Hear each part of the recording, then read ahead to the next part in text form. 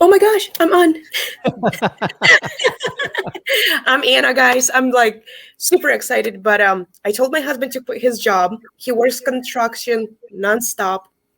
I have four questions that I need help with.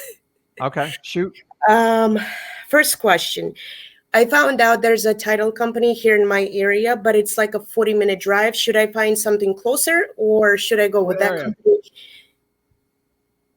Say What that area? again. What area? I'm in Sacramento, California. Oh, there's plenty.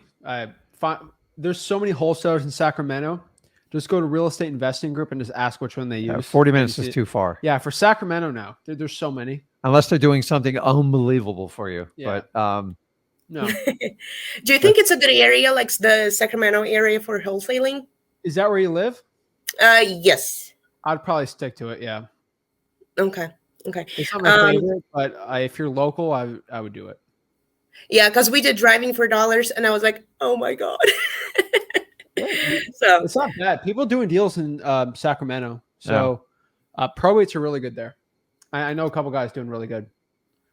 Yeah. Second question. I heard another guy who also like talks about wholesaling. That's how I got into it. I was just sitting home flipping Instagram pages, and I came up across his video talking about wholesales, and that's how I found you through, I don't know, like a Facebook group or something your Facebook group.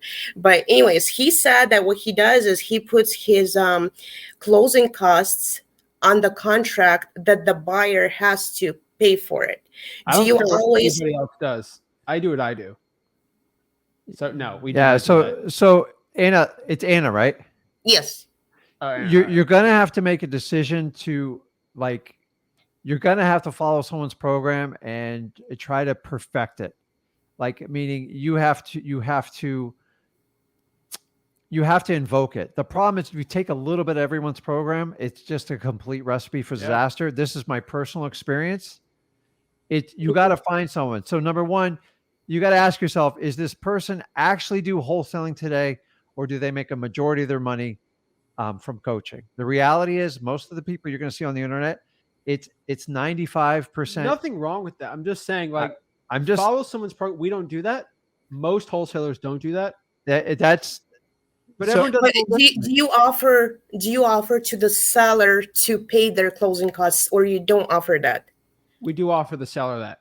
Yes. Okay. You do. But on every contract, or just some of the houses? Every single one. So the buyer's going to do it. Yeah, the buyer's going to pay for it anyway. So it's a moot point. It's not even a selling point. Remember, are you buying the property, Anna? Like in the end? No.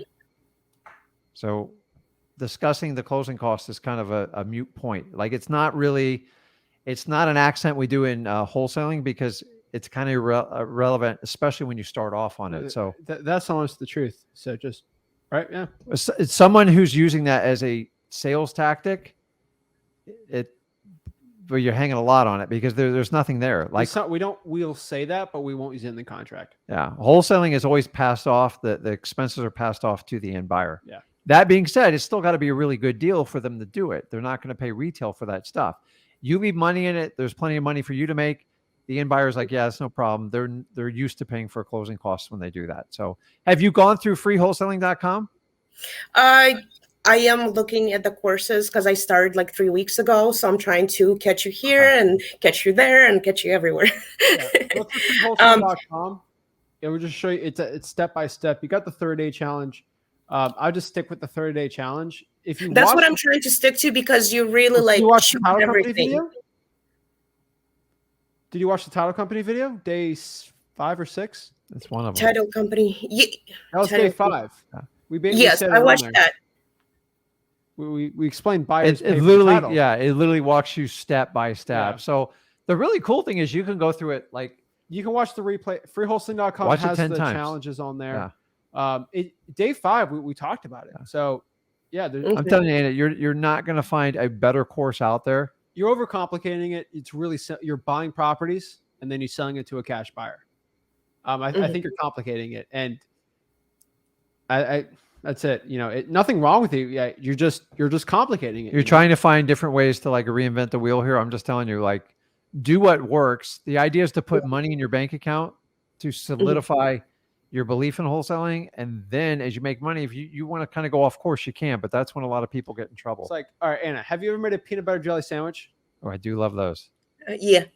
So you tell me, here's the problem. You're like, what bread do I need? What type of peanut butter? What jelly? It's like, you're just going into like, I'm just freaking out because my husband's quitting his job to do this. Like, I mean, we have Airbnb business that we do. I sublease the properties, but Anna, why is he quitting his job? I never told you to do that. Because I told him to. Why did you tell him? Where'd you get that information Because I want from? to. Because I'm kind of a person who takes risks, and I want to go with it like totally like. Okay. Into it. You know what I mean? Like we do have Airbnb business that sort of covers our monthly expenses. So it's not like we're losing financially completely. You know what I mean? It's just I want him to quit the construction job so he has more time to do like driving for dollars and all that. But Anna, all right. So he's your husband, right? Yeah. You like spending time with him, right? Yeah. We do everything together. So would you tell him to quit his job to spend more time with you? No, right? Yeah. Like you like no, but like then no one's gonna pay the bills. So the question is like you like spending time with him, but like obviously it's not gonna be good if he quits his job for that. So you gotta like it's like when you go to a store, are you going 150 miles an hour? No, right? Like, you get there faster, but there's too much risk. Did he already quit his job? No, his 20th is his last day. But again, I'm trying to explain to you, we run Airbnb business. So it's not like he's quitting his job where we're like, don't have any income. You know what I mean? Yeah. What's his opinion on wholesaling? I've heard yours. I know you're in. Actually, he knew about it a long time ago, and I almost killed him when he told me that he knew all about it. I'm like, why didn't you tell me earlier? Well, he's got to go into it. Yeah, he's got to share the same excitement level as you do, though. Like you can't, guys. I'm here to tell you, man. I've been married a long time, 25 plus years. You can't just drag your significant other into it. They've got to be as excited, if not more than you, because there's nothing worse than dragging someone if they don't want to do it. So just make sure like he wants to do it in. We are divided in our family in a way. He's more like a computer guy, and he has no English language. He only speaks Ukrainian, basically. And I have my English language. I came here to United States when I was 11. So basically, like, we want to combine our things together, you know, where he does the computer stuff and I do all the calling, text messages, and scheduling the appointments and all that. Okay. It doesn't take English proficiency to pull lists, find ugly houses. No, it doesn't. But that's fine, you know. Don't complicate it. Like, do the stuff we're telling you to do because it works. If you're gonna try to take pieces out here and there, it'll be brutal. So like, this is a great video for you. Yeah, I showed you how to do government lists, right? You're already driving for dollars. You're on the right path. I think you're good to go. You know, I don't think there's any issue. I just got to go. You know, that's it. Can I ask one more question? That was my husband's question. Yeah. All right. When he does batch leads, what he told me is that he cannot text a lot of messages because they're asking for his LLC EIN number. Yes. So basically, for us to do like a lot of text messages sending, we need our LLC. To a point, it's with the new 10 deals. I don't want to get like act. He's a computer guy. He'll understand it. I did a video on it.